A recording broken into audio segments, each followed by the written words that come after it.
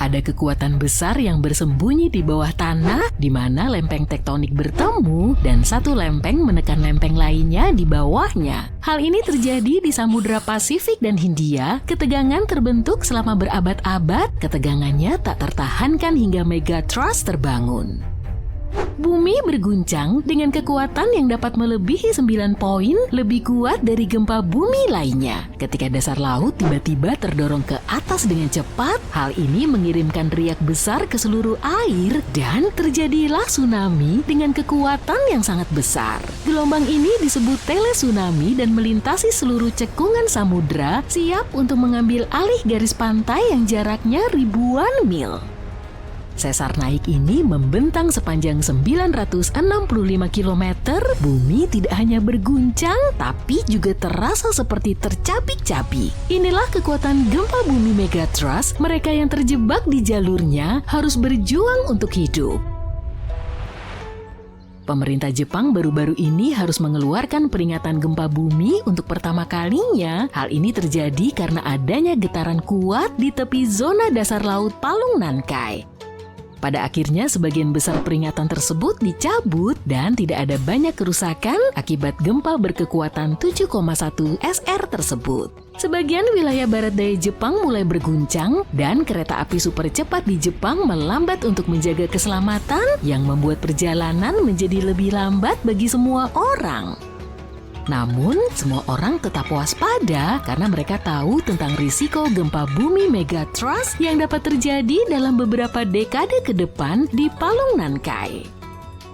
Lempeng tektonik di bawah laut Filipina secara perlahan-lahan bergeser ke bawah daratan tempat Jepang berada, bergerak beberapa inci setiap tahunnya. Gempa bumi besar terakhir dari daerah ini terjadi pada tahun 1944 dan 1946. Keduanya berkekuatan 8,1 SR. Gempa-gempa ini telah menyebabkan banyak kerusakan di negara ini. Gempa bumi megatrust berikutnya di wilayah ini, jika terjadi, bisa berkekuatan antara 8 dan 9 SR. Para ilmuwan masih belum sepakat tentang seberapa besar kemungkinan gempa besar ini akan terjadi, tetapi kepastiannya bisa mencapai 80%.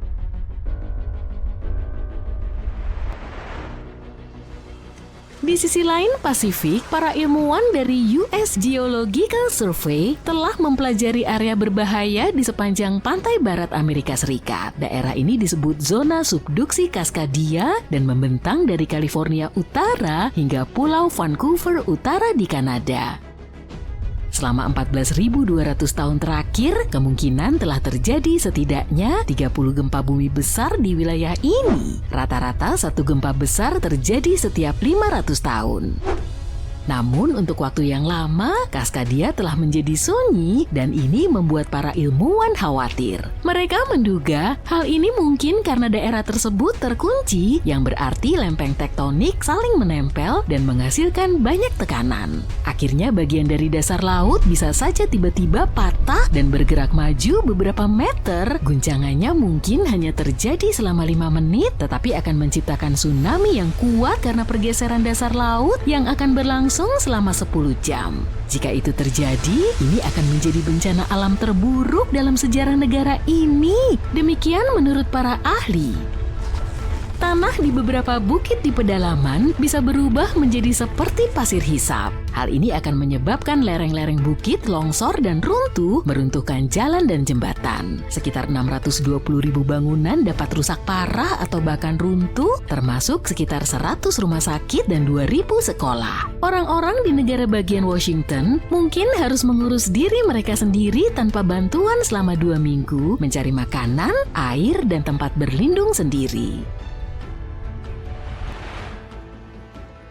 Para ilmuwan sedang mempelajari peristiwa pergeseran lempeng tektonik yang lambat, di mana lempeng tektonik bergerak sangat lambat selama berminggu-minggu atau berbulan-bulan, melepaskan sejumlah energi, tetapi tidak cukup untuk menghentikan gempa bumi besar. Setiap kali magnitudo gempa bumi naik 1 angka saja, energi yang dilepaskannya 40 kali lebih besar. Jadi kita membutuhkan sekitar 1 juta gempa bumi kecil setiap hari selama 500 tahun berturut-turut untuk melepaskan energi yang sama dengan 1 gempa bumi besar berkekuatan 9 skala Richter. Tapi gempa-gempa kecil ini bisa jadi merupakan petunjuk bahwa gempa yang lebih besar akan datang. Untuk memantau patahan Kaskadia dengan lebih baik, para ahli memetakan patahan tersebut dengan lebih akurat dan menambahkan alat pemantauan yang lebih baik di lepas pantai. Para ilmuwan menerima dana lebih dari $10 juta untuk memasang sensor seismik serta alat pengukur tekanan dasar laut pada kabel serat optik di lepas pantai Oregon. Tujuannya adalah agar siap untuk memperingatkan orang-orang dan berpotensi menyelamatkan nyawa ketika gempa bumi besar terjadi. Gempa bumi Megatrust yang tajam terjadi di bagian dunia ini pada tahun 1964. Gempa ini tercatat dalam sejarah sebagai gempa bumi besar Alaska dan berkekuatan 9,2 SR. Gempa bumi ini berlangsung selama lebih dari 4 menit, menjadikannya gempa bumi paling kuat dalam sejarah Amerika Serikat dan Amerika Utara. Tanah berguncang sangat keras sehingga menyebabkan retakan dan tanah longsor yang besar. Di Anchorage, banyak rumah, bangunan, dan jalan yang hancur karena tidak dibangun untuk menghadapi gempa bumi sebesar itu. Di beberapa tempat, tanah berubah secara permanen. Sebagai contoh, garis pantai di dekat Kodiak dan Pulau Hinchinbrook terangkat hingga 9 meter. Di daerah lain seperti Girdwood dan Portage, tanahnya tenggelam hingga 2 meter. Mereka harus membangun kembali jalan yang lebih tinggi agar tidak tergenang air pasang. Tsunami setinggi 8,23 meter meluluh lantakkan seluruh desa Chiniga. Banyak kota di pesisir pantai yang rusak parah tidak hanya karena gempa bumi, tapi juga karena tsunami dan kebakaran yang mengikutinya. Setelah gempa utama, terjadi ribuan gempa susulan yang lebih kecil selama berbulan-bulan. Gempa bumi moderat berkekuatan 4,4 SR mengguncang Los Angeles pada Agustus 2024. Setelah selesai, Departemen Pemadam Kebakaran LA memeriksa sekeliling kota dan tidak menemukan kerusakan besar atau siapapun yang terluka. Di kota Pasadena, yang dekat dengan pusat gempa, sebuah pipa air meledak di dalam balai kota dan semua orang harus meninggalkan gedung. Untungnya tidak ada bahaya tsunami dan hal terbaik yang bisa kita lakukan untuk menghindari kepanikan dalam situasi seperti itu adalah bersiap-siap.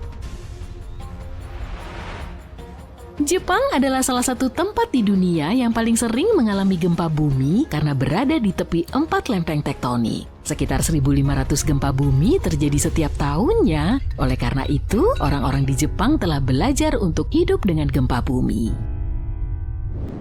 Hukum 1950 menetapkan aturan bahwa bangunan harus mampu menangani gempa hingga magnitudo 7 tanpa hancur berantakan. Pembaruan 30 tahun kemudian mengatakan bangunan seharusnya hanya mengalami kerusakan kecil pada gempa bumi seperti itu dan masih berfungsi seperti biasa. Tapi jika gempa bumi yang terjadi lebih kuat, hukum mengatakan tugas utama bangunan adalah untuk tidak runtuh dan menyelamatkan nyawa manusia. Pada tingkat paling dasar, bangunan dibuat lebih kuat dengan balok, pilar, dan dinding yang lebih tebal sehingga dapat menahan goncangan dengan lebih baik. Teknik lainnya adalah menempatkan bantalan khusus yang terbuat dari bahan seperti karet di dasar bangunan. Beberapa bangunan bahkan dibangun di atas lapisan bantalan tebal yang memisahkannya dari tanah sepenuhnya yang membantu melindunginya selama gempa bumi. Gedung pencakar langit bisa bergoyang maju mundur hingga 1,5 meter. Untuk menghentikannya agar tidak rusak, para insinyur juga dapat menambahkan sesuatu yang disebut peredam di setiap lantai 2 hingga ke atas. Peredam ini seperti pompa sepeda raksasa, tetapi bukannya udara, melainkan cairan. Ketika bangunan berguncang, peredam akan mendorong cairan di dalamnya, meskipun cairan tersebut tidak terlalu keras, tapi masih dapat menyerap sebagian guncangan. Ketika mereka membangun gedung pencakar langit yang tinggi, para insinyur mencoba untuk membuat strukturnya sesederhana dan seseimbang mungkin. Ini berarti setiap lantai memiliki ketinggian yang sama dan menempatkan tiang penyangga secara merata. Tapi terkadang arsitek yang mendesain gedung pencakar langit tidak ingin melakukan kompromi ini karena memiliki ide kreatif tentang bagaimana bangunan itu seharusnya terlihat. Maka mereka harus menemukan solusi kompromi. Sebagai contoh, Skytree Tower di Tokyo, salah satu gedung tertinggi di dunia, dirancang dengan gaya futuristik tetapi juga memiliki fitur khusus untuk melindunginya dari gempa bumi. Gedung ini memiliki pilar tengah seperti pada pagoda tradisional Jepang dan peredam gempa yang membantu menyerap energi dari gempa bumi sehingga menjaga bangunan tetap aman. Gempa berkekuatan 15 magnitudo berpotensi menghancurkan planet kita sepenuhnya dan menguapkan semua air dalam hitungan detik, sehingga bumi tidak dapat dihuni. Lebih dari 1,5 juta gempa bumi terjadi setiap tahun, tapi tidak ada yang berkekuatan 15 magnitudo. 90% gempa bumi terjadi di cincin api mengerikan yang terletak di sekitar Samudra Pasifik. Tanah di sana seperti jelo, berguncang hampir secara konstan. Gempa bumi paling kuat yang pernah melanda bumi berkekuatan 9,5 magnitudo. Kekuatan sebesar itu bisa memperpanjang atau memperpendek hari. Tapi mungkin ada gempa bumi di dalam rumahmu sekarang yang disebabkan oleh debu yang mendarat di atas meja. Tapi kekuatannya negatif 15 magnitudo. Gempa bumi terjadi ketika lempeng tektonik bergerak. Lempeng-lempeng tersebut seperti kepingan Lego yang tidak terpasang dengan baik, dan ketika mereka bergerak ke atas, ke bawah, atau menabrak satu sama lain, tanah pun ikut bergerak, memicu gempa bumi. Energi tektonik ini berfungsi seperti baterai. Baterai menyimpan energi untuk waktu yang lama, hingga 500 tahun. Ketika energi yang tersimpan ini dilepaskan secara tiba-tiba, akibatnya sangat mengerikan. Bahkan bangunan terkuat pun tunduk pada kekuatan tanpa henti yang meninggalkan jejak kehancuran di jalurnya. Dalam beberapa kasus, gempa bumi bahkan dapat memicu tsunami yang memperkuat kekacauan. Kekuatan yang begitu besar dapat membelah tanah dan menyebabkan kerusakan parah. Kekuatan gempa bumi diukur dengan skala Richter, tetapi sekarang ini digantikan oleh skala magnitudo moment. Ketika terjadi gempa bumi, kita mendengar tentang seberapa kuat gempa tersebut. Biasanya berkisar antara 1 sampai 10. Untungnya, kita belum pernah mengalami gempa bumi berkekuatan 10 skala Richter. Gempa bumi paling kuat yang pernah terjadi dalam sejarah modern terjadi di Chili pada tahun 60-an. Kekuatannya sekitar 9,5 skala Richter, dan itu mengubah rotasi dan mengacaukan panjang hari sekitar 2 milidetik. Gempa ini juga memicu tsunami besar dan berdampak pada area seluas 401.000 km persegi.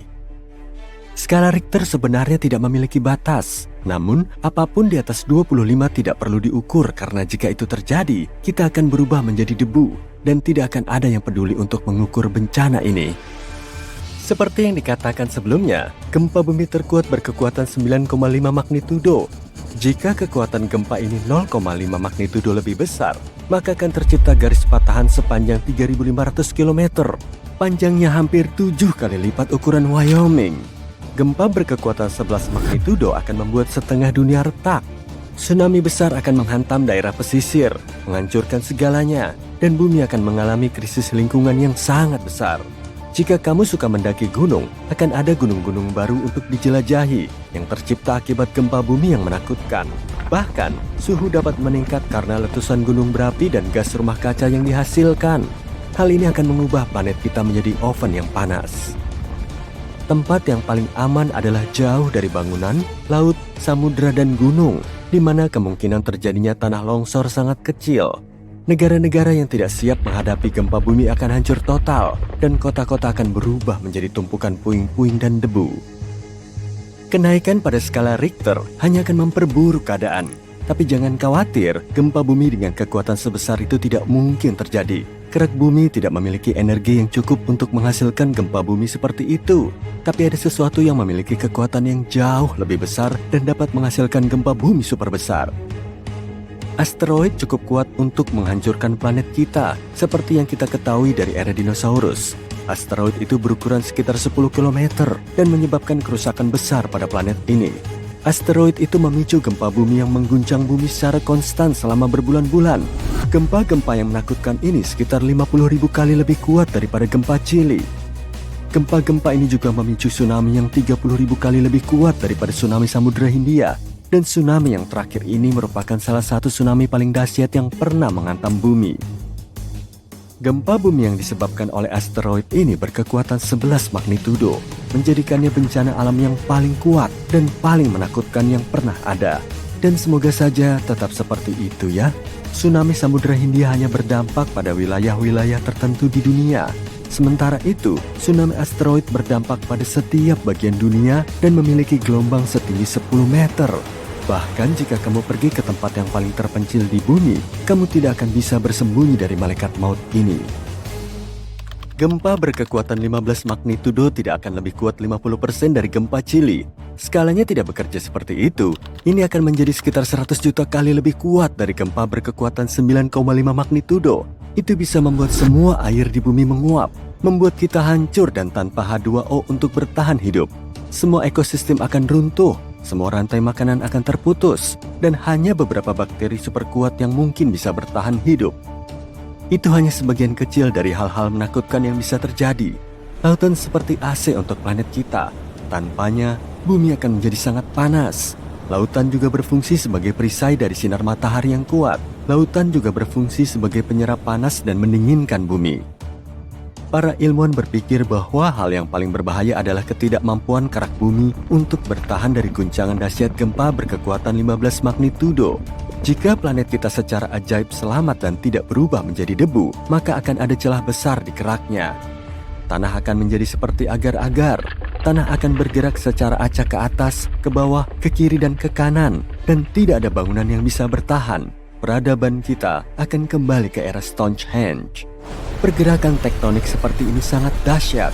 Hal serupa juga terjadi di Jepang ketika lempeng tektonik bergerak 50 meter dari satu sama lain dan kemudian menyatu kembali, menciptakan gempa bumi berkekuatan 9 magnitudo. Tidak ada tempat di bumi yang kebal terhadap fenomena alam yang mengerikan ini. Namun, beberapa tempat tertentu memiliki peluang lebih tinggi untuk hancur daripada yang lain. Seperti cincin api, tempat 90% gempa bumi terjadi. Ini adalah tempat di mana gempa bumi hampir terjadi setiap hari. Cincin api terletak di Samudra Pasifik. Area ini membentuk sebuah cincin yang mengelilingi benua-benua yang mengelilingi Pasifik. Di sana, beberapa lempeng tektonik bertemu, menciptakan tanah yang sangat tidak stabil, yang membuat masalahnya jauh lebih menakutkan. 75% gunung berapi aktif terletak di area ini. 90% gunung berapi yang tidak aktif juga ada di sana, membuat tempat ini sangat berbahaya. Para ilmuwan mempelajari wilayah ini dengan cermat agar menemukan cara untuk memprediksi kapan gempa bumi berikutnya akan terjadi. Cincin api bukanlah satu-satunya tempat yang berisiko terkena gempa bumi. Di California, di sepanjang garis patahan San Andreas, 2 lempeng tektonik telah menyimpan kekuatan selama lebih dari 200 tahun. Lempeng San Andreas memiliki panjang 1.150 km dan memiliki potensi gempa bumi yang sangat besar. Wilayah ini memiliki ketakutan akan gempa bumi dahsyat seperti yang terjadi di San Francisco pada tahun 1906. Gempa tersebut berkekuatan 7,8 skala Richter. Prediksi para ilmuwan sangat menakutkan. Mereka mengatakan bahwa kemungkinan terjadinya gempa berkekuatan 6,7 magnitudo sangat tinggi di daerah tersebut. Jika semua mulai kacau, kamu harus tahu bagaimana cara bertahan hidup. Hindari apapun yang mungkin menimpamu, seperti jendela, lemari, atau langit-langit yang tidak stabil. Ungkapan resmi dari ahli keadaan darurat adalah merunduk, berlindung, dan bertahan.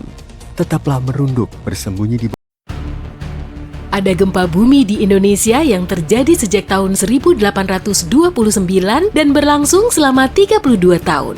Puncak aktivitasnya terjadi pada tahun 1861 dengan kekuatan 8,5 magnitudo. Gempa ini dipicu oleh lempeng tektonik di bawah Pulau Sumatera yang perlahan saling bertabrakan. Penelitian terhadap terumbu karang di perairan Sumatera membuktikan gempa ini telah mengangkat permukaan laut dalam waktu sekian lama karena terpapar oleh udara terbuka, kemudian tanahnya bergerak naik turun. Para ilmuwan menamai gempa senyap yang berlangsung selama puluhan tahun ini sebagai slow sleep event.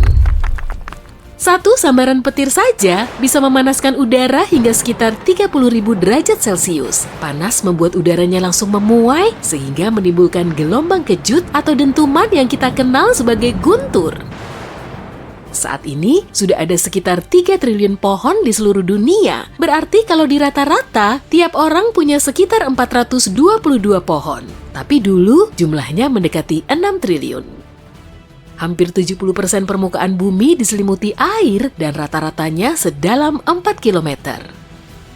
97% gunung berapi di bumi terdapat di bawah air. Contohnya, pegunungan besar Mid-Ocean Ridge yang panjangnya lebih dari 64.000 km. Manusia telah menambang sekitar 190.000 ton emas di planet ini dan menurut perkiraan para ahli, sisanya tinggal 20% di perut bumi. Tapi angka ini terus berubah.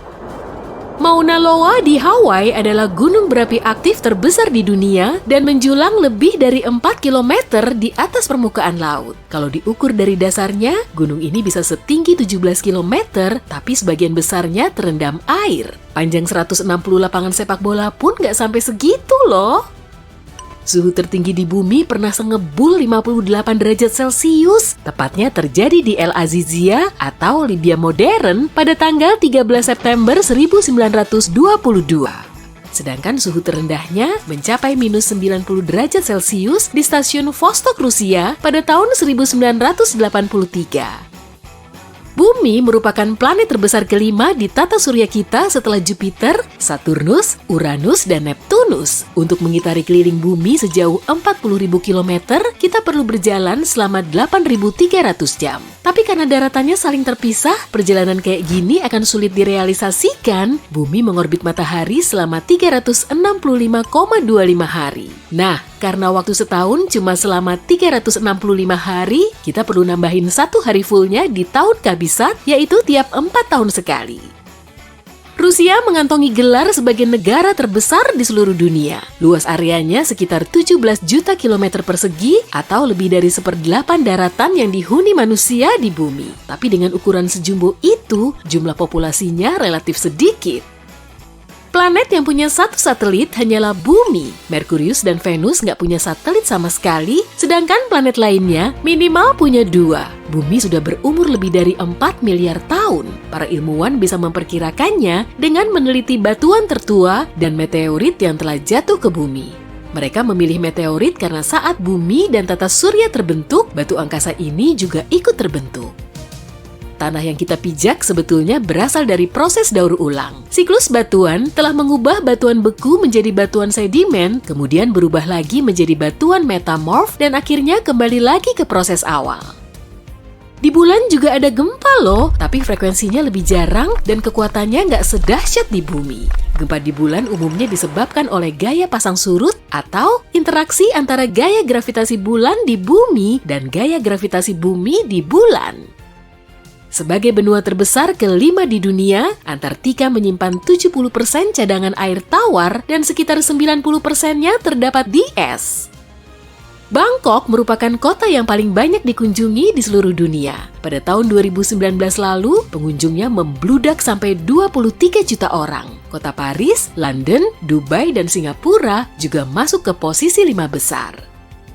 Lapisan terendah atmosfer bumi disebut troposfer, dan disinilah terjadi proses perubahan cuaca. Permukaan bumi makin panas oleh sinar matahari, lalu udara panas bergerak naik menuju troposfer. Beberapa saat kemudian, udara ini memuai dan kembali dingin saat tekanan udaranya turun. Akhirnya, suhunya kembali naik setelah bumi menghangatkannya lagi.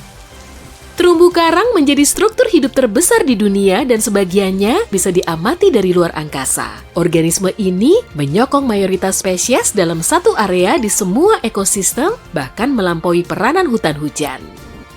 Kata Earth atau yang kita kenal sebagai bumi sudah dipakai sejak sekitar 1000 tahun yang lalu. Kata ini berasal dari bahasa Jerman kuno yang berarti tanah. Tapi nggak ada bukti yang menunjukkan siapa orang spesifik yang mencetuskan nama ini. Selain itu, cuma planet bumi yang namanya nggak didapat dari nama dewa Yunani dan Romawi.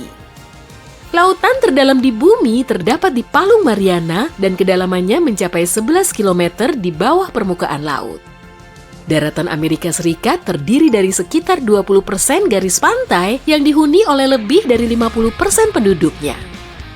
Bentuk bumi nggak bulat sempurna, tapi mirip bola yang dimampatkan dan ekuatornya lebih menonjol. Tonjolan ini disebabkan oleh gaya orbit bumi yang bikin kedua kutubnya agak tertekan dan rotasi bumi berbentuk garis lurus imajiner. Bumi kita mengalami pergantian musim karena sumbunya miring, dan dengan posisi seperti ini, cahaya matahari bisa menyinari sebagian sisi bumi secara langsung dalam jangka waktu spesifik. Kalau matahari setinggi pintu biasa, ukuran bumi akan sebesar uang koin. Kecepatan rotasi bumi perlahan makin ngedrop, dan bahkan untuk mengubah kala rotasinya menjadi 25 jam akan diperlukan waktu selama 140 juta tahun. Predikat hewan terjumbo di seantero dunia disematkan kepada paus biru Antartika. Panjang tubuhnya bisa sampai 30 meter dan beratnya 45 ton. Ya, kira-kira seberat 33 ekor gajah lah. Suhu inti bumi kurang lebih sengebul permukaan matahari, yaitu 5.500 derajat Celcius. Umur bumi sekitar 10.000 kali lebih tua dari manusia. Bumi sudah terbentuk sejak sekitar 4,5 miliar tahun yang lalu, sedangkan manusia purba baru ada 450.000 tahun yang lalu. Hingga saat ini, tercatat ada sekitar 34.000 spesies ikan. Jumlah pastinya bisa jauh lebih banyak karena 95% lautan kita masih belum dieksplorasi. Route 66 di Amerika lebih panjang dari jarak permukaan bumi menuju intinya. Jarak ke inti bumi sekitar 3.000 km, sedangkan Route 66 hampir 4.000 km. Bumi terdiri dari 3 komponen utama, yaitu kerak, mantel, dan intinya. Inti bumi terbagi lagi menjadi inti luar dan inti dalam. Para ilmuwan memperkirakan ada sekitar 8,7 juta spesies organisme di seluruh dunia. 1-2 juta di antaranya termasuk hewan, tapi sekitar 86% spesies hewan darat dan 91% hewan laut belum kita ketahui. Astronom kuno dulu menganggap bumi sebagai pusat alam semesta. Selama 2000 tahun, mereka meyakini kalau bumi cuma diam dan benda angkasa lain yang mengorbit planet kita. Tapi kemudian, pada tahun 1543, Copernicus memperkenalkan model tata suryanya dengan matahari sebagai pusatnya. Bumi merupakan planet terpadat di tata surya. Meski kepadatannya bervariasi, rata-ratanya cuma sekitar 5 gram per sentimeter kubik. Gunung Everest merupakan tempat tertinggi di dunia. Puncaknya yang setinggi 9.000-an meter menjadi titik tertinggi di atas permukaan laut. Tiap tahun, sekitar 1 septiliun atau 10⁻24 kristal salju jatuh ke bumi. Salju ini menyelimuti sekitar 31% dari seluruh daratan di bumi. Cuma sekitar 3% air di bumi yang berupa air tawar dan 90% sisanya air asin. Dari 3% itu, sekitar 2%-nya berwujud es dan gletser, maka kurang dari 1% air tawar di planet kita tersimpan di danau, sungai, dan lapisan bawah tanah. Danau terbesar di dunia adalah Laut Kaspia. Luasnya 371.000 km persegi. Kalau yang terdalam, pastinya Danau Baikal di Rusia. Kedalamannya mencapai 1.610 meter. Sekitar 78% atmosfer bumi terdiri dari nitrogen, lalu 21%-nya berupa oksigen, sedikit uap air, karbon dioksida, dan gas lain. Konon, kadar oksigen di planet lain gak ada yang setinggi di bumi. Makanya, bumi menjadi satu-satunya planet yang layak huni. Sejauh ini sih gitu. Selain bulan, ada juga 2 asteroid lain yang ikut mengorbit matahari bersama bumi. Asteroid 3753 Cruithne sering dijuluki sebagai bulan kedua. Asteroid ini memang kelihatan seperti mengikuti orbit bumi, padahal sebetulnya punya lintasannya sendiri. Asteroid 2002 AA29 juga ikut mengorbit matahari di dekat bumi, bahkan posisinya mendekati bumi tiap 90. Gempa bumi terkuat yang pernah terjadi di sebelah timur sungai Mississippi yang terjadi lebih dari 200 tahun yang lalu tidak pernah berakhir menurut beberapa ilmuwan. Sebagian besar gempa bumi berlangsung dalam hitungan detik hingga menit, dan pemecah rekor resmi sejauh ini adalah gempa bumi tanpa suara di Sumatera yang berlangsung selama 32 tahun. Peristiwa pergeseran yang terjadi secara perlahan ini memicu gempa besar dan tsunami. Jadi jika benar bahwa gempa New Madrid masih terus mengirimkan gempa susulan, kita akan memiliki nama baru dalam daftar yang menyedihkan ini. Gempa bumi dimulai pada bulan Desember tahun 1811 dengan gempa yang kuat di bagian timur Laut Arkansas yang jarang penduduknya. Guncangannya terasa hingga 1.600 km jauhnya di Gedung Putih, dan lonceng menara berdentang di Boston, bahkan lebih jauh lagi. Gempa tersebut bahkan membuat aliran sungai Mississippi yang deras mengalir mundur selama beberapa menit di atas air terjun baru yang terbentuk dari pergeseran tanah. Kota New Madrid, Missouri, benar-benar lenyap dalam bencana tersebut. Bumi tidak akan diam sampai akhir Januari tahun berikutnya ketika keadaan menjadi lebih serius lagi. Sebuah gempa besar melanda, kali ini di dekat persimpangan Sungai Ohio dan Sungai Mississippi, tepat di bagian bawah tanah Missouri. Para ahli geologi meyakini bahwa gempa tersebut merupakan patahan New Madrid yang pecah sehingga menambah tekanan pada patahan Reelfoot di dekatnya. Tepat ketika orang-orang yang mengira keadaan tidak akan menjadi lebih buruk, 2 minggu kemudian guncangan terjadi dan patahan Reelfoot patah jauh di bawah New Madrid. Di Tennessee, sekitar 24 km di selatan New Madrid, pengangkatan tanah menciptakan danau Reelfoot. Kapal-kapal uap melaju di sepanjang sungai dengan ribuan pohon mengambang dan berhektar-hektar hutan tercabik-cabik oleh gempa. Di Louis, Missouri, yang berjarak 257 km jauhnya, bangunan-bangunan rusak parah dan cerobong-cerobong asap berjatuhan di Cincinnati, Ohio, yang berjarak 644 km jauhnya. Orang-orang di Montreal, Kanada, yang berjarak lebih dari 1.600 km jauhnya, merasakan guncangan bumi. Para ahli seismologi telah mencatat sekitar 200 gempa bumi kecil di zona seismik New Madrid setiap tahun sejak tahun 1974. Beberapa peneliti percaya bahwa 30% di antaranya merupakan gempa susulan dari gempa-gempa besar yang terjadi pada tahun 1811 dan 1812 di beberapa bagian Amerika Serikat, di mana tidak banyak aksi tektonik yang terjadi. Gempa-gempa susulan ini dapat terus bergemuruh selama bertahun-tahun, bahkan mungkin berabad-abad setelah gempa besar melanda. Gempa susulan adalah cara bumi melepaskan semua tekanan yang menumpuk dari gempa utama. Ketika tanah berguncang akibat gempa pertama, hal ini memberikan tekanan besar pada bebatuan di dekatnya. Ketika bebatuan itu tidak tahan lagi, mereka akan retak, menyebabkan lebih banyak guncangan lagi. Itulah gempa susulan. Guncangannya bisa sangat kuat, terutama tepat setelah gempa utama, tetapi akan melemah seiring berjalannya waktu.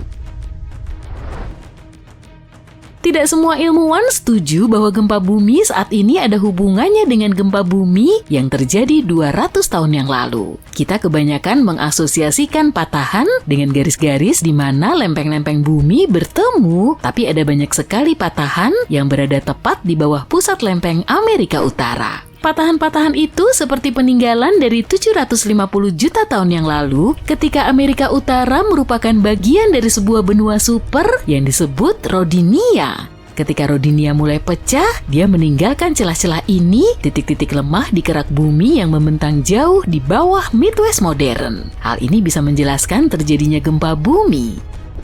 Sebuah tim ahli geologi internasional memutuskan untuk melihat kembali 3 gempa bumi besar yang mengguncang Amerika Utara dan mengakhiri perdebatan. Mereka menggunakan metode matematika baru yang disebut tetangga terdekat. Metode ini menyatakan bahwa jika gempa bumi terlalu dekat dalam hal ruang, waktu, dan magnitudo untuk menjadi peristiwa latar belakang yang independen, maka salah satu gempa bumi diasumsikan telah memicu gempa bumi lainnya. Tergantung bagaimana kamu melihat angkanya, antara 10 hingga 65% dari gempa bumi yang terjadi baru-baru ini di wilayah tersebut bisa jadi merupakan gempa susulan dari gempa bumi bersejarah tersebut. Gempa besar yang melanda Charleston, Carolina Selatan pada akhir abad ke-19 mungkin menjelaskan hingga 72% dari gempa bumi di daerah tersebut sejak saat itu. Tapi tidak semua tempat sama, sehingga perdebatan ilmiah terus berlanjut. Pada tahun 1774, penjelajah Inggris James Cook melihat cahaya di kejauhan. Itu adalah gunung berapi Jasur di Vanuatu. Gunung berapi nakal ini telah memuntahkan lava dan abu sejak saat itu dan kemungkinan besar telah melakukan hal tersebut untuk waktu yang jauh lebih lama. Gunung berapi ini telah berada pada level siaga sejak Oktober 2016, yang berarti keadaan di sekitar sana sangat tidak tenang. Mereka bahkan telah menetapkan radius 610 meter di sekitar kawah untuk menjaga keamanan masyarakat. Telah terjadi letusan-letusan kecil hingga sedang, menyemburkan abu, gas, dan uap, dan beberapa ledakan yang lebih besar yang melontarkan benda-benda di luar kawah. Citra satelit telah menangkap beberapa titik panas dari gumpalan sulfur dioksida yang menunjukkan bahwa Jasur masih memasak badai besar di sana. Stromboli, salah satu pulau vulkanik di dekat Sisilia, secara resmi memegang rekor dunia Guinness sebagai gunung berapi yang terus-menerus meletus. Gunung ini telah menampilkan pertunjukan yang berapi-api selama lebih dari 2.400 tahun berturut-turut. Para pelaut kuno menjulukinya sebagai mercusuar Mediterania. Sebagian besar waktu, Stromboli hanya memuntahkan percikan api, tapi sesekali gunung ini menyemburkan aliran lava atau menyemburkan air mancur yang cukup tinggi. Kadang-kadang kamu mungkin juga akan melihat semburan uap panas. Lebih dari 200 juta tahun yang lalu, dunia mengalami perubahan besar dengan tidak hanya satu, tidak hanya dua, tetapi 4 letusan gunung berapi besar yang mengubahnya. Semuanya terjadi di Rangelia, sebongkah besar tanah yang dulunya merupakan gunung berapi supermasif yang membentang di wilayah yang sekarang disebut British Columbia dan Alaska. Aktivitas vulkanik ini mungkin telah membantu dinosaurus tumbuh dari makhluk seukuran kucing menjadi raksasa seperti yang kita lihat di Jurassic Park. Hal ini memulai musim hujan selama 2 juta tahun dalam episode Carnian Pluvial, dan hal ini membuat seluruh dunia menjadi panas dan lembab dan dinosaurus menyukainya.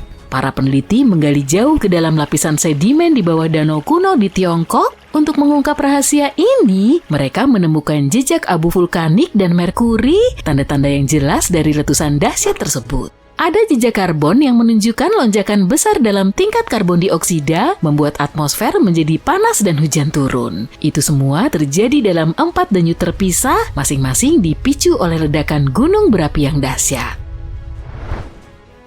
Ada sebuah tempat di sebuah taman nasional yang tidak terlalu jauh dari Sydney, Australia, di mana api telah berkobar di bawah tanah selama setidaknya 6.000 tahun. Mereka menyebutnya Burning Mountain, dan ini adalah kebakaran lapisan batu bara yang membakar lapisan batu bara di bawah permukaan bumi. Begitu kebakaran bawah tanah ini dimulai, hampir tidak mungkin untuk dipadamkan. Bola api ini memiliki lebar hingga 9 meter dan sangat panas, tetapi tidak ada nyala api, hanya membara.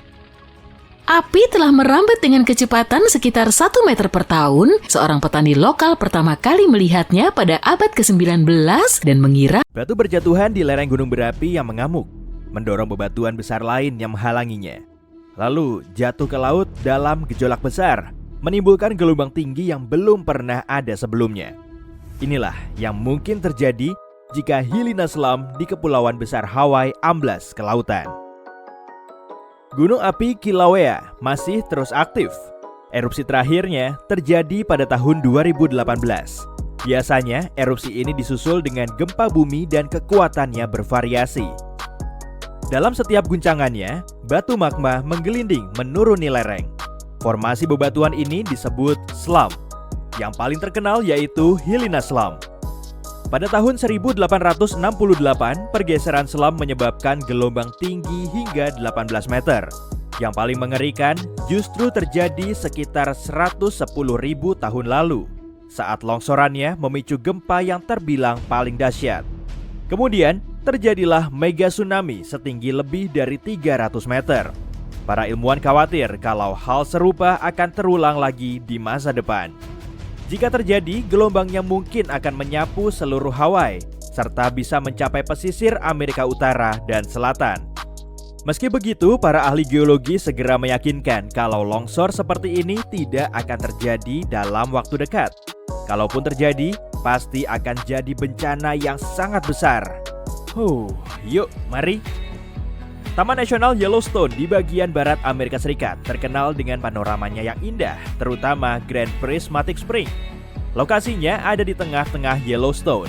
Tapi kita perlu tetap waspada karena Yellowstone merupakan kaldera yang sangat besar. Sebenarnya sih gunung api super yang sedang tidur. Gunung api jenis ini ribuan kali lebih kuat dari gunung api biasa seperti Kilauea. Coba bayangkan, erupsinya bisa melontarkan bebatuan super besar, mengalirkan lava panas, dan menyemburkan awan panas, sehingga perjalanan udara di banyak negara lumpuh total selama berminggu-minggu. Kamu bisa bayangkan kalau kejadiannya 1000 kali lebih dahsyat. Nah, beginilah kalau Yellowstone mengalami erupsi. Awalnya, area luas di bagian tengah Taman Nasional ini akan berguncang, runtuh, lalu meletus dengan daya ledak sampai bermega-megaton.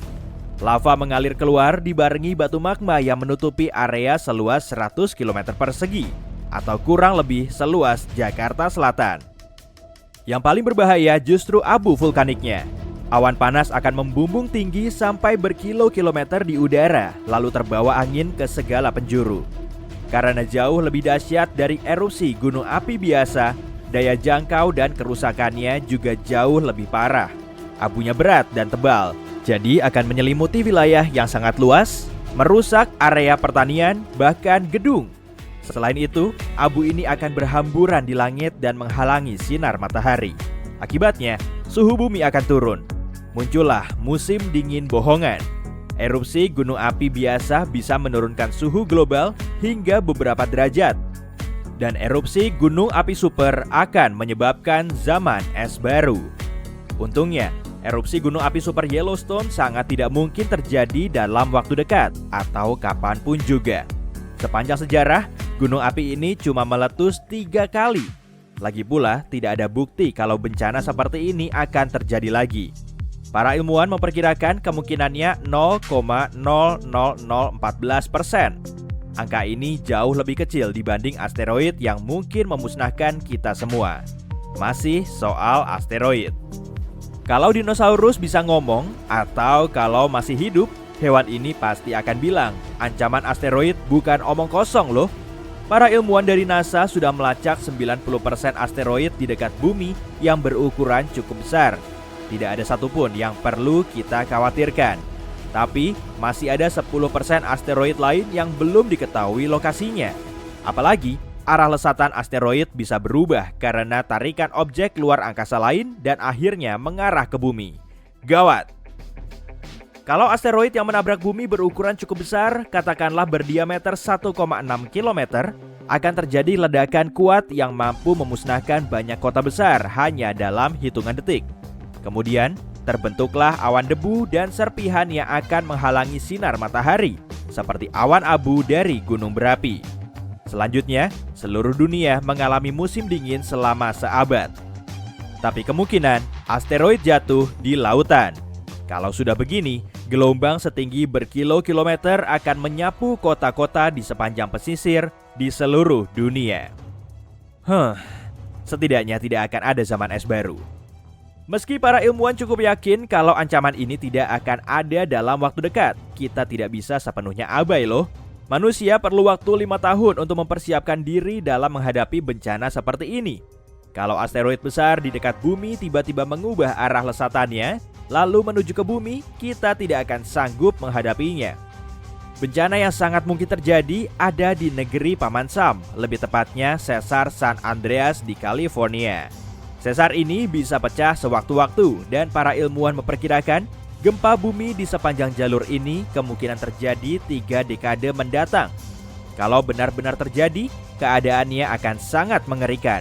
Mereka memperkirakan kekuatan gempanya 8,0 magnitudo atau setara dengan gempa terparah sepanjang sejarah. Gempa ini bahkan akan lebih membahayakan karena California punya beberapa kota terpadat di bagian barat Amerika Serikat, termasuk Los Angeles dan San Francisco. Di sana banyak gedung pencakar langit dan biasanya gedung-gedung ini rentan terhadap getaran di bawah tanah. Gempa bumi San Andreas bisa menimbulkan kerusakan parah, baik di perkotaan maupun pedesaan.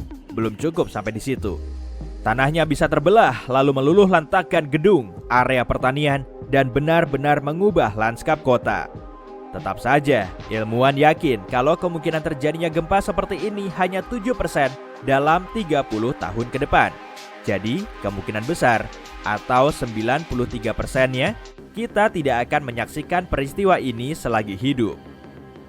Ada juga bahaya gempa bumi lain yang letaknya tidak jauh dari California, yakni Megatrust di Chile. Negara ini berada tepat di atas zona subduksi atau lokasi pertemuan dua lempeng tektonik yang saling menunjam. Disinilah tekanan terakumulasi oleh gerakan lempeng yang terus-menerus. Saat tekanannya terlalu besar, terjadilah gempa bumi dahsyat. Gempa bumi sering sekali terjadi di Chili dalam beberapa tahun terakhir. Para ilmuwan khawatir gempa super dahsyat sedang mengintai. Menurut prediksi mereka, gempa besar akan terjadi sebelum akhir abad ini dan akan merusak area pantai. Gempa yang lebih kecil saja bisa menyebabkan tsunami yang membanjiri pantai baratnya.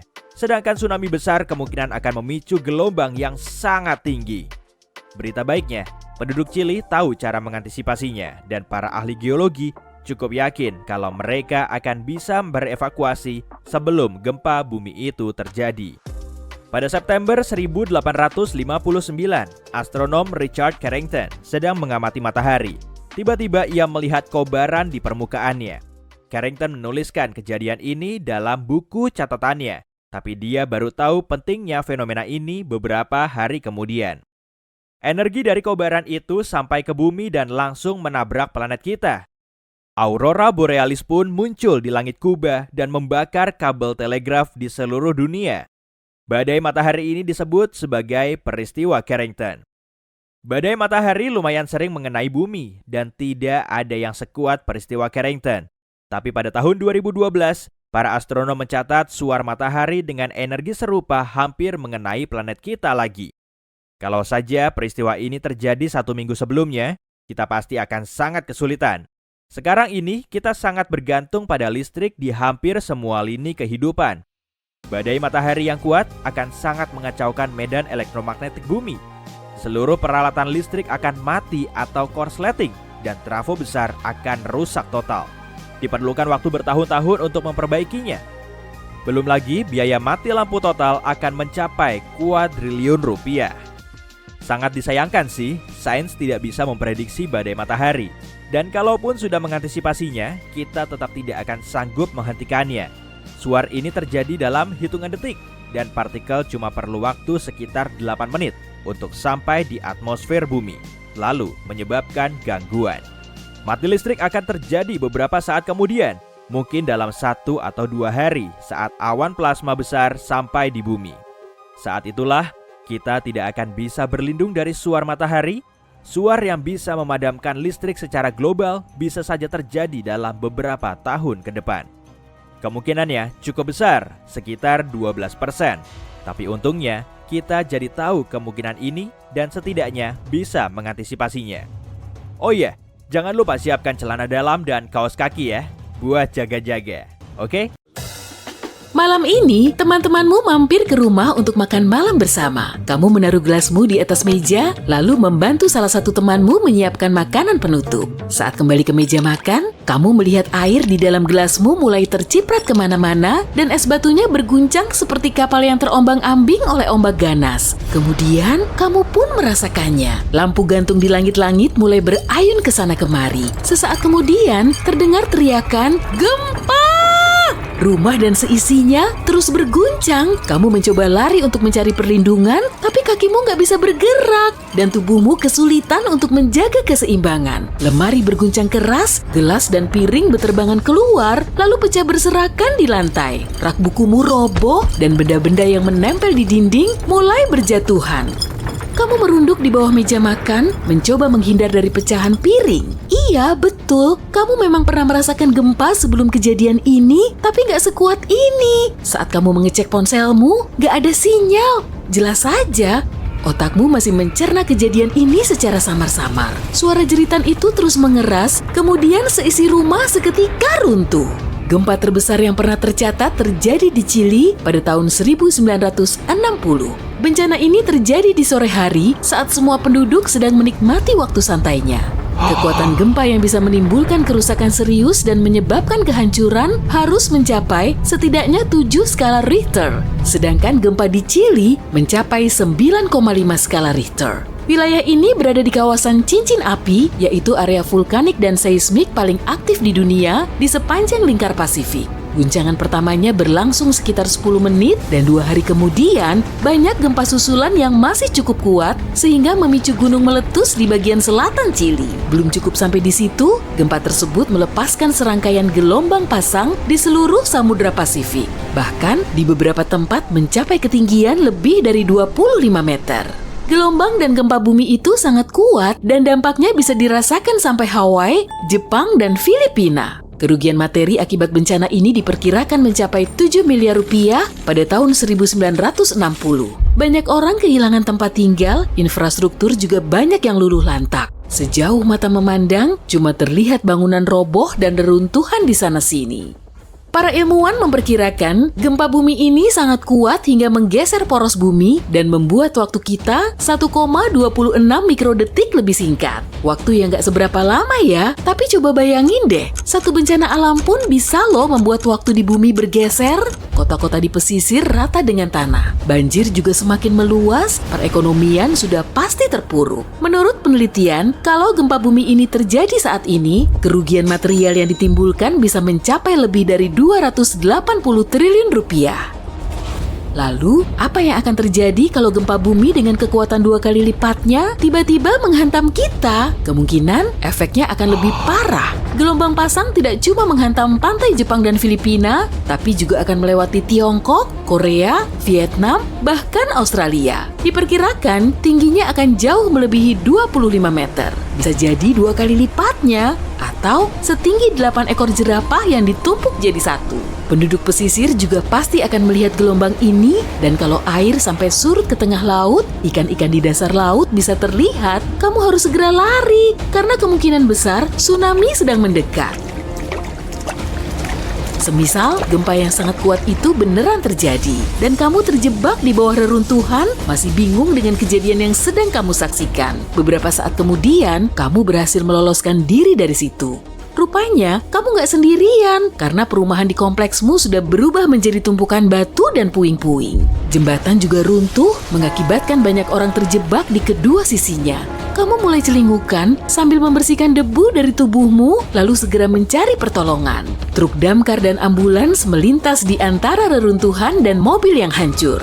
Saat kamu berusaha mendekati mobilmu, gempa susulan masih terus saja terjadi, dan tubuhmu terlempar ke trotoar. Karena semua menara sinyal seluler roboh, kamu nggak bisa menelepon siapapun. Lututmu gemetaran, tapi kamu berhasil melanjutkan perjalanan.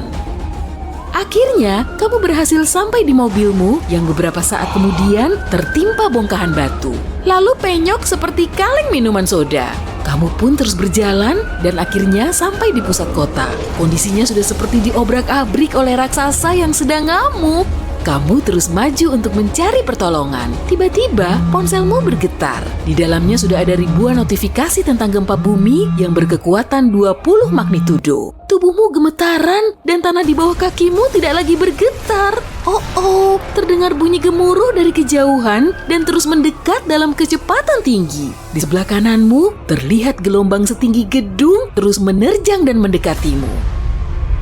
Setelah beberapa lama syok dan ngeblank, akhirnya kamu tersadar lagi, kemudian berlari. Kamu bahkan gak tahu harus lari kemana. Di belakang, tsunami terus mendekatimu. Sementara di hadapanmu banyak gedung luluh lantak, bebatuan dan beton masih terus berjatuhan. Wah, ada gedung yang masih berdiri tegak tuh. Kamu harus segera naik ke atapnya. Saat kamu nyoba pakai lift, ternyata mati. Ya jelas aja lah, kamu bergegas menaiki tangga, menginjak pecahan kaca dan puing-puing. Tapi kemudian berhasil berdiri lagi. Tsunami di luar sudah sangat dekat dan kamu bisa melihatnya dari jendela. Hampir sampai atap. Tinggal beberapa anak tangga lagi. Kemudian, wuss! Air mulai masuk ke dalam gedung dan menarikmu turun sekitar 2 lantai. Dengan pandangan terbatas, kamu terus berenang ke atas. Tapi airnya justru menarikmu turun. Sekitar setengah menit kemudian, kamu berhasil berenang dan terus naik ke atap gedung. Setelah mencapai lantai atas, kamu segera menjatuhkan diri. Kamu pun selamat untuk sementara waktu. Gelombang pasangnya masih kuat dan melewati pusat kota yang hancur lebur. Ponselmu sudah kebasahan dan tentu sudah nggak berfungsi. Kamu bisa melihat kotamu dengan pandangan 360 derajat, semuanya dibanjiri air dan penuh dengan puing-puing. Lantai gedung mulai bergetar lagi. Mungkin sebaiknya kamu duduk diam saja sampai semuanya berlalu sambil menunggu helikopter penyelamat. Tiba-tiba terdengar bunyi ledakan yang sangat kuat, serasa hampir memecahkan gendang telingamu. Tanah di bawahmu kembali berguncang, nun jauh di sana, asap tebal mulai membubung dan menutupi langit. Kegelapan menghalangi sinar matahari pagi, dan saat itulah kamu bisa melihat lava yang menyembur ke udara lalu mendarat ke area di sekitarnya. Lava itu membentuk sungai dan perlahan mengalir menuju pusat kota. Dengan frekuensi gerakan seismik dan intensitas gempa bumi yang tinggi, lempeng tektonik di seluruh dunia telah bergeser sehingga magma terdorong naik ke permukaan. Dari dalam bumi, uap panas mulai memancar lalu mengenaimu. Magma mulai menyelimuti permukaan tanah, menerjang tiap mobil yang menghalangi jalannya, dan parahnya lagi, magma ini melelehkan fondasi gedung yang masih berdiri, menahan terjangan gempa dan tsunami. Di kejauhan, gedung-gedung mulai runtuh ke dalam kolam lava membara yang menyelimuti seluruh kotamu. Satu persatu mulai hancur ditelan lava itu. Berarti, gedung tempatmu berdiri juga bergoyang, hampir runtuh. Saat itulah kamu melihat cahaya. Kemudian kamu mendongakkan kepala menuju helikopter yang terbang di kejauhan. Kamu mencoba melambaikan tangan, berlari-lari, melompat, dan gerakan lainnya untuk menarik perhatian. Hore, akhirnya berhasil juga. Helikopter itu berputar-putar lalu menurunkan tangga tali. Setelah di atas helikopter, kamu cuma bisa memandangi seluruh kotamu. Semuanya bergelimpangan tanpa sisa. Kamu mendarat beberapa kilometer di luar kota, kemudian segera dirawat di fasilitas darurat rumah sakit. Wah, kamu termasuk salah satu korban selamat yang beruntung. 1 tahun kemudian, genangan tsunami telah surut, lava yang mengalir ke pusat kota